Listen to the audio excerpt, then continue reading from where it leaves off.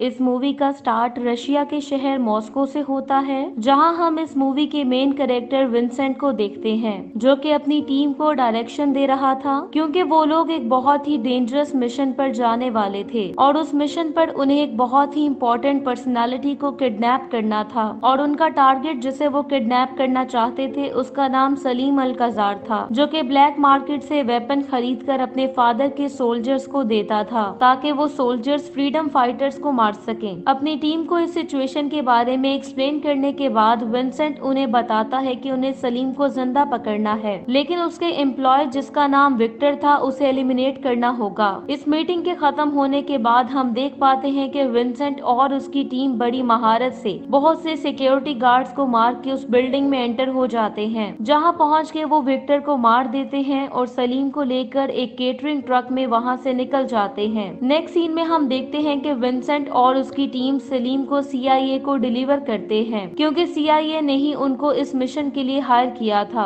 इसके बाद scene shift होता है और हमें कुछ वीक्स बाद का टाइम दिखाया जाता है, जहां विंसेंट कनाडा में अपनी हाइड आउट पे रह रहा था, जहां उसके पास एक आर्म्स डीलर आता है और उसे एक जॉब के लिए हायर करने की ऑफर करता है, लेकिन विंसेंट उसकी ऑफर रिजेक्ट कर देता है। लेकिन वो आदमी जिसका नाम कार्ल था वो विंसेंट को बहुत से पैसों की ऑफर करके उसे इस जॉब के लिए मना लेता है और इस मिशन पे उसे उसी सलीम और उसके फादर को वेपन सप्लाई करने थे, जो कि अब CIA की हेल्प से रशियन गवर्नमेंट को खत्म करने की कोशिश कर रहे थे और इसी वजह से उन्होंने सलीम को जिंदा पकड़ा था। कार्ल विंसेंट को ये भी बताता है कि उनकी ऑब्जर्वेशन टीम भी इस मिशन पे उसकी टीम के साथ जाएगी ताकि सबके इंटरेस्ट को प्रोटेक्ट किया जा सके और उन्हें वो गन्स लेकर चेरनोबिल जाना था, जिसके बारे में विंसेंट जब अपनी टीम को बताता है तो वो पहले तो वहां जाने से इनकार कर देते हैं, क्योंकि वो लोग न्यूक्लियर रेडिएशन पॉइजनिंग की वजह से उस जगह नहीं जाना चाहते थे। लेकिन अब क्योंकि विंसेंट ने ये डील एक्सेप्ट कर ली थी, इसलिए उसके पास वहां जाने के सिवा और कोई ऑप्शन नहीं थी। अब इससे पहले कि वो लोग विंसेंट के प्लेन में चेरनोबिल के लिए फ्लाई करते, ऑब्जर्वर टीम भी वहां पहुंच जाती है और उस टीम को एक CIA एजेंट हेज लीड कर रही थी, जो कि विंसेंट से नफरत करती थी और ऐसा क्यों था इसके बारे में हमें आगे पता चलेगा। जिसके बाद हम चेरनोबिल की फ्लाइट के दौरान प्लेन के अंदर का सीन देखते हैं, जहां विंसेंट की एक टीम मेंबर वेल, जो कि स्नाइपर भी थी, वो उस ऑब्जर्वेशन टीम को लेकर काफी ज्यादा चिंतित थी और वो इस बारे में अपने एक और टीम मेंबर शीरो से बात करती है, जो कि उसे बताता है कि शायद ये टीम इस मिशन के खत्म होते ही उन्हें मारने के लिए भेजी गई है। वेल ये सब कुछ विंसेंट को बताने का कहती है, जिस पर शीरो उसे कहता है कि शायद विंसेंट को पहले ही इस बात का अंदाजा हो चुका हो और नेक्स्ट सीन में ये बात प्रूव भी हो जाती है जब विंसेंट हेज को कॉकपिट में बुलाता है और उससे अपने डाउट्स को डिस्कस करता है कि उसकी ऑब्जर्वेशनल टीम यहाँ इसलिए भेजी गई है कि वो लोग इस मिशन के कंप्लीट होते ही उन्हें मार दें। यहाँ हमें ये भी पता चलता है कि हेज क्यों विंसेंट से नफरत करती थी। हेज उसे बताती है कि वो उससे नफरत इसलिए करती है क्योंकि वो उसके देश का गद्दार है। वो विंसेंट को ये भी बताती है कि भले ही वो उसे मरा हुआ देखना चाहती है, लेकिन ऐसा करने से उसकी अपनी टीम को खतरा हो सकता था, क्योंकि विंसेंट की टीम इस मिशन को कंप्लीट करने के लिए सबसे बेस्ट टीम थी, इसलिए वो इस तरह का रिस्क कभी भी नहीं लेगी। चेरनोबिल में लैंड करने के बाद वो लोग अपनी सराउंडिंग्स को असेस करने लगते हैं। यहाँ हम ये भी देख पाते हैं कि कार्ल एक CIA एजेंट स्मिथ और एक जनरल ऑब्जर्वर टीम के कैमरा से इस पूरे मिशन की निगरानी कर रहे थे। यहाँ जनरल इस ऑपरेशन की वजह से काफी ज्यादा चिंतित था, लेकिन कार्ल जो कि इस ऑपरेशन को लीड कर रहा था वो कंट्रोल रूम में मौजूद लोगों को पायलट्स उस जगह भेजने का कहता है। दूसरी तरफ विंसेंट और उसकी टीम मेंबर्स पहली बार काफी ज्यादा नर्वस लग रहे थे, क्योंकि उन्हें लगता था कि वो एम्बुश में ट्रैप हो सकते हैं। अब क्योंकि उन्हें ऑब्जर्वर टीम पे ट्रस्ट नहीं था, इसलिए वो उस टीम के साथ अपनी टीम के पेयर्स बना के उस एरिया को सर्च करने लगते हैं। वो लोग चेरनोबिल की टूटी हुई बिल्डिंग से होते हुए आगे बढ़ ही रहे थे कि तभी अचानक से उन पे फायरिंग होने लगती है, जिसकी वजह से वो सभी लोग छुप जाते हैं,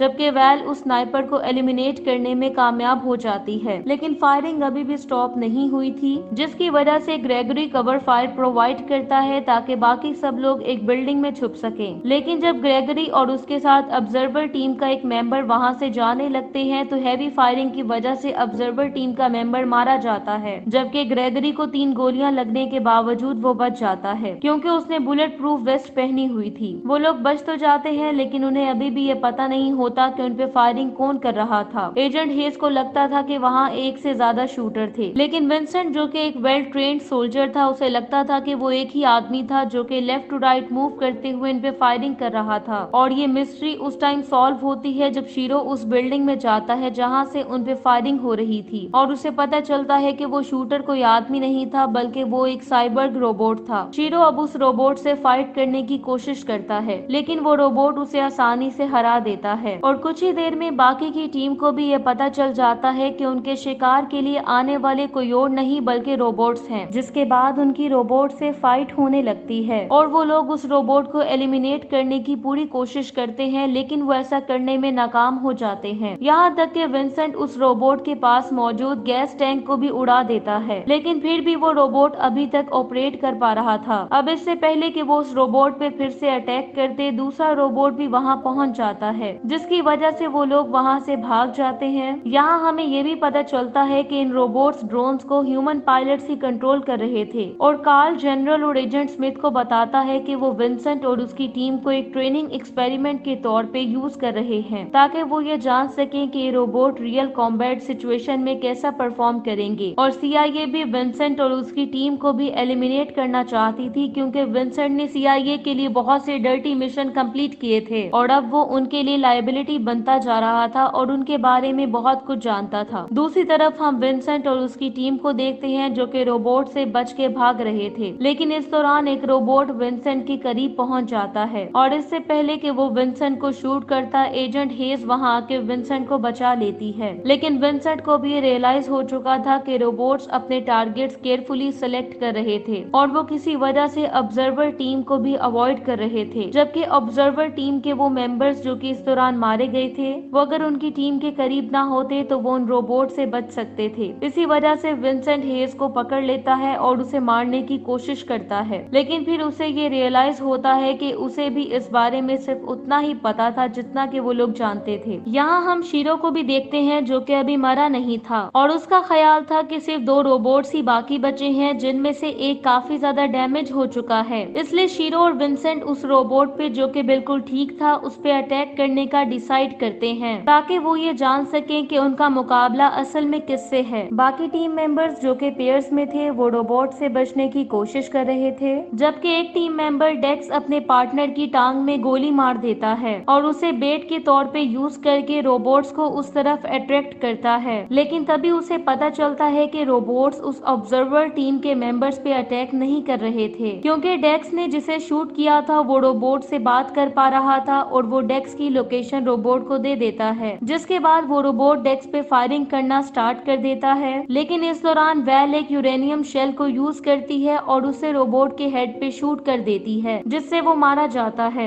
लेकिन इस ऑपरेशन के पीछे मास्टरमाइंड्स ये देख के काफी ज्यादा शॉक्ड हो जाते हैं कि उनके ड्रोन्स इतनी आसानी से एलिमिनेट हो रहे थे, जिस पर कार्ल सबको ये यकीन दिलाता है कि ये रोबोट्स पहले ही काफी ज्यादा डैमेज हो चुका था, इसलिए दूसरा रोबोट विंसेंट की टीम को एलिमिनेट कर देगा। लेकिन दूसरी तरफ विंसेंट और शीरो दूसरे रोबोट पे भी अटैक कर देते हैं और इसमें एजेंट हेज उनकी हेल्प करती है,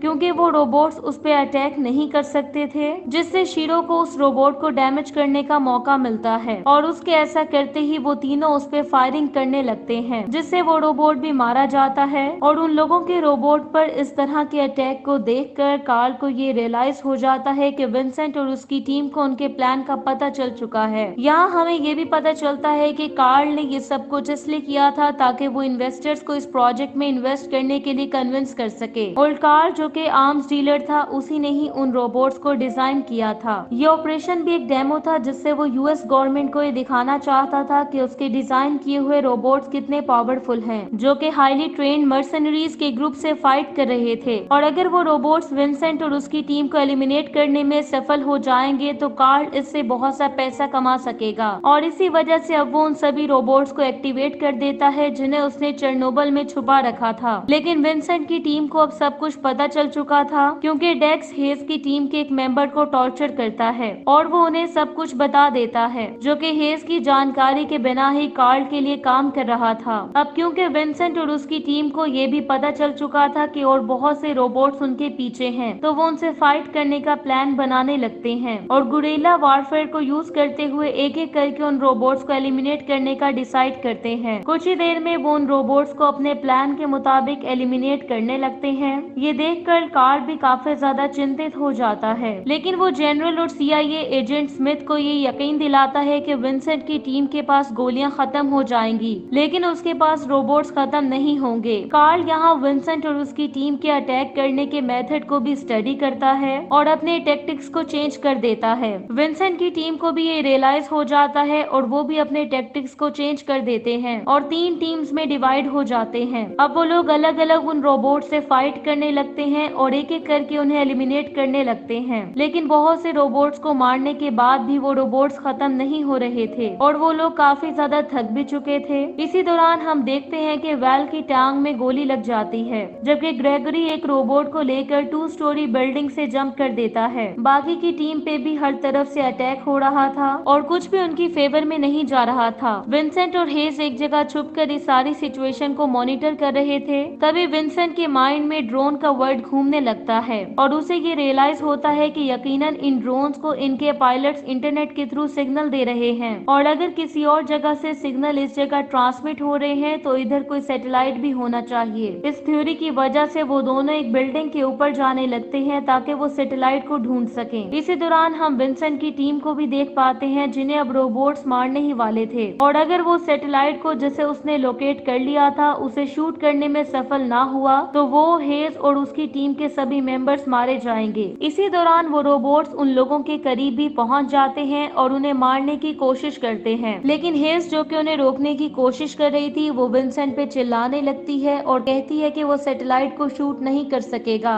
क्योंकि वो सैटेलाइट उनकी लोकेशन से बहुत दूर था। लेकिन इससे पहले कि वो रोबोट्स उसे या उसकी टीम मेंबर्स को मारते, विंसेंट उस सैटेलाइट को शूट करने में कामयाब हो जाता है, जिससे वो सैटेलाइट डिस्ट्रॉय हो जाता है और वो रोबोट्स भी काम करना छोड़ देते हैं और इस तरह उनकी जान बच जाती है। इसी दौरान हम ग्रेगोरी को भी देखते हैं जो कि अभी भी जिंदा था और हमें ये भी पता चलता है कि इस मूवी के विलन्स भी चेरनोबिल में ही थे और वो मिशन के फेल होते ही जैसे ही वहाँ से जाने की कोशिश करते हैं तो विंसेंट भी वहाँ पहुँच जाता है और अपनी बच जाने वाली बुलेट को यूज करते हुए जनरल को मार देता है, क्योंकि ये वही जनरल था जिसने उसे पहले भी एक मिशन के लिए यूज किया था जहाँ उसकी पूरी टीम मारी गई थी, जिसके लिए विंसेंट को ही ब्लेम करके उसे देश का गद्दार डिक्लेयर किया गया था। इसी दौरान वहाँ पे शीरो भी आ जाता है जो कि एजेंट स्मिथ से फाइट करने लगता है, जबकि विंसेंट कार्ल से फाइट करने लगता है। कुछ ही देर में शीरो एजेंट स्मिथ को मार देता है, जबकि विंसेंट भी कार्ल को हराने में कामयाब हो जाता है, लेकिन वो उसे मारने की बजाय उसके साथ $20 मिलियन